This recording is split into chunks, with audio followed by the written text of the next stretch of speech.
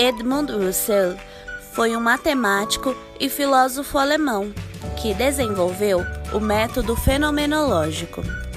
Bom, vamos começar pelos princípios básicos. O que é um fenômeno? Fenômeno é um acontecimento observável, algo que podemos perceber, ou a manifestação de algo que podemos analisar. A palavra fenomenologia vem do grego aquilo que se apresenta, ou aquilo que se mostra. Por exemplo, você está cavando um buraco e de repente encontra um diamante. Esse diamante já estava lá, porém ele precisou ser encontrado. Ou seja, é algo que já está lá, mas precisa ser revelado ou desvendado.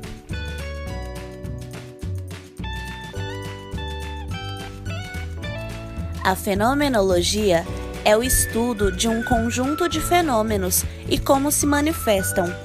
Consiste em observar a essência das coisas e como são percebidas no mundo. A experiência pessoal e subjetiva é o fundamento sobre qual o conhecimento é construído. É a ênfase do ponto de vista do sujeito, afirmando a subjetividade e a relatividade do objeto. Na atualidade, mostra-se como uma resposta ao fato de que o homem contemporâneo se acha de tal modo assoberbado pelo ritmo acelerado de suas descobertas científicas, avanços tecnológicos e progresso material desordenado, que se distancia cada vez mais de si mesmo e de suas relações humanas. O foco da fenomenologia não é o mundo que existe, mas sim o modo como o conhecimento do mundo se dá e se realiza para cada pessoa. É, antes de tudo, a visão do mundo que o indivíduo tem. O objeto do método fenomenológico é aprender a essência das coisas e como surgem na consciência. É abstrair-se de crenças, ideologias, preconceitos, julgamentos a priorísticos e entregar-se por inteiro, livre e sem distorções. É um retorno à intuição e à percepção da essência. A relação entre a psicologia e a fenomenologia é bastante próxima. Nasce com o próprio Husserl, ao fazer a crítica da psicologia enquanto ciência positiva, alcançando uma psicologia fenomenológica, compreendendo a necessidade da psicologia se voltar para a subjetividade como objeto próprio dela, diferenciando-se da ciência clássica, mas sem perder a sua posição de cientificidade. A psicologia fenomenológica tenta complementar, somar e não substituir outras orientações, como psicanalítica, cognitivo-comportamental e entre outras. A historiografia da filosofia indica que a fenomenologia chega ao Brasil na década de 1940 e atualmente é um dos muitos ramos da psicologia, considerada como a terceira força, ao lado da psicanálise e da psicologia comportamental. A psicologia, pensada sob a perspectiva fenomenológica, apresenta-se como uma busca à prática do método fenomenológico, compreendendo o existir com base na filosofia existencial, ou seja, as pessoas experimentam o mundo de forma diferente e única.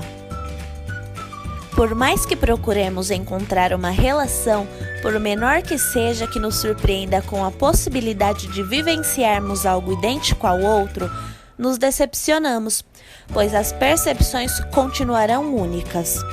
Esta sensação pode nos trazer a experiência de que estamos sós, porém, pode também contribuir em perceber o universo de possibilidades que o ato de viver nos presenteia. Nesse sentido, o psicólogo fenomenológico não considera o cliente como um conjunto de pulsões, fantasmas e mecanismos de defesa psíquicas, mas como uma pessoa que procura um significado para a sua existência. É a pessoa que dá sentido aos mecanismos, e não o contrário. Newton Campos foi quem deu início à psicologia fenomenológica no Brasil. Newton nasceu em 1898, no Rio de Janeiro. Formou-se na Universidade Federal do Rio de Janeiro, voltando-se para a neurologia e psiquiatria. Foi o primeiro profissional a dedicar-se em tempo integral à psicologia. Newton Campos atuou em um laboratório de psicologia, que funcionava também como instituição auxiliar médica, como núcleo de pesquisas científicas e como centro didático de formação de psicólogos. Além disso, também ajudou a fundar o Instituto Médico Pedagógico Paulista e participou da fundação da Sociedade de Neuropsiquiatra de São Paulo. Teve ainda passagem como professor no Colégio Pedro II e na Faculdade Nacional de Filosofia, onde passou a exercer a cátedra de Psicologia Geral. Este posto foi conquistado através de concurso, quando apresentou a sua tese sob o título Método Fenomenológico na Psicologia. Ainda ressalta sua consulta a Russell, a fonte original. Legal, né? Um dos aspectos mais importantes do legado de Newton Campos para a fenomenologia e a psicologia brasileira é o fato de que este antecipa, já em sua tese, a potencialidade desse método para a pesquisa da psicologia, além de assinalar a proximidade com vários aspectos da psicologia da Gestalt, destacando, contudo, uma percepção crítica da apropriação dessa escola do método fenomenológico, quando aponta para a necessidade de modificação do método para melhor adequação à pesquisa em psicologia. O texto de Newton Campos permanece ainda hoje como um texto atual e singular, pela sua clareza de exposição e principalmente por sua visão crítica e aberta do método.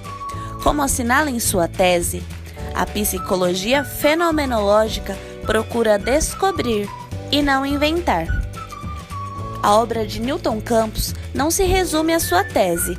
Além de diversos artigos empíricos publicados durante a sua participação no laboratório, seria importante destacar alguns artigos relacionados diretamente com a fenomenologia, como os textos A influência do pensamento de Dilthey na evolução da psicologia como ciência autônoma, publicado no Anuário do Instituto de Psicologia em 1951.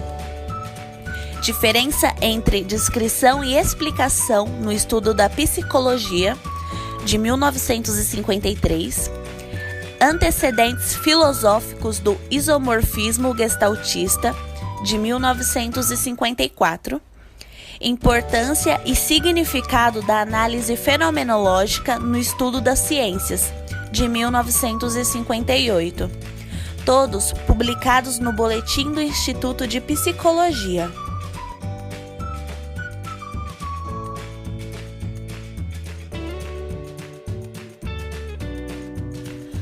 Um dos princípios da psicoterapia é mostrar que a vida é preciosa. Se não existir alegria de viver, não existirá valor em viver. As pessoas são capazes de ter experiências elevadas de prazer, de criatividade, de fé, de amor, e nesse sentido, uma profunda alegria pode ocorrer. Daí o encorajamento de situações onde possam sentir-se competentes, importantes, solidárias e criativas. Outro importante objeto da psicoterapia no método fenomenológico é ver se as necessidades básicas das pessoas estão satisfeitas.